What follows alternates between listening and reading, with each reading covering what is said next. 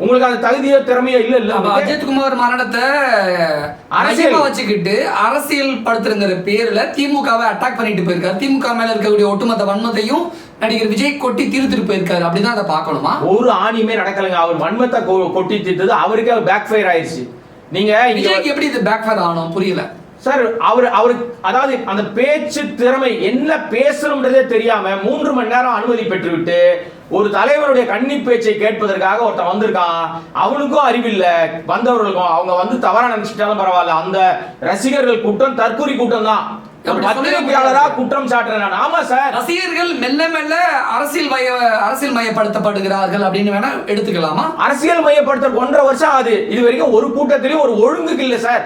நான் என்ன திரும்ப சொல்றேன், ஒவ்வொரு கூட்டத்திலும் அந்த பொதுச் செயலாளர் மைக்க பிடிச்சிக்கிட்டு, டேய் மைக்கு மேலே ஏறாத, டேய் மரத்து மேலே ஏறாத, டேய் ஆணி மேலே ஏறாத, டேய் கோணி மேலே ஏறாதுன்னு சொல்லிட்டு இருக்காரா? இது இந்த சூழல் அதிமுகவில், திமுகவில், பாஜகவில், மதிமுகவில் எந்த கூட்டத்திலாவது அதனுடைய பொறுப்பாளர்கள் அது மேலே ஏறாத இது மேலே ஏறாதுன்னு சொல்றாங்களா? இது என்னன்னா முழுக்க ரசிகர் மனநிலை.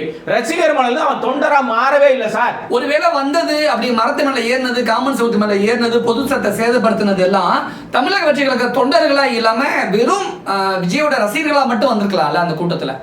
நீங்க எப்ப விஜய் ரசிகரா மாட்டீங்க எனக்கு தெரியல. இல்ல, ஏன்னா ஒரு பேர்ல கேட்கிறேன். கேமரா மொத்தத்தையும் கேப்சர் பண்ணிருக்கு.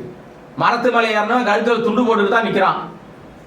பொது எட்டி உதைக்கிறவன், ஆட்டி அந்த பைப் லைனை உடைக்கிறவனும் அந்த ஆட்கள் தான். இதை விட கொடூரம் சார், அந்த கொடிக்கம்பம் இருக்குல்ல, கொடிக்கம்பத்தையும் வந்து அந்த கொடிக்கம்பம் நட்டவன் கான்ட்ராக்டர். அவனுக்கு எந்த கட்சி கூட்டம் போட்டாலும் அவனுக்கு கான்ட்ராக்ட் கொடுப்பாங்கப்பா. இந்த ஒரு 500 கோடி நட்டு, 200 கோடி நட்டுன்னு சொல்றாங்க. தெரு முழுக்க கொடி நட்டுருவாங்க.